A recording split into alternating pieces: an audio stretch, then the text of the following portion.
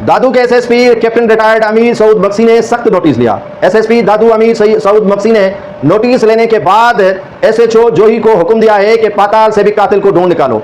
जहां पर छुपा है कातिल, उसे कातिल को हर हाल में गिरफ्तार करके अदालत में पेश किया जाए। गुज़श्ता रोज जो लेडी हेल्थ वर्कर का आप और हमें पता है कि कितनी तपश और गर्मी में बच्चों को अपाच बनाने के लिए और मुख्तलिफ बीमारियों से बचने के लिए पोलियो वैक्सीन करती हैं और पोलियो के कतरे पिलाती हैं, उन्हीं खवातीन पर हमला हो जाता है। एक खातून आमना बबर को कत्ल किया गया और कातिल इसी आमना बबर को कत्ल करने के बाद फरार हो गया।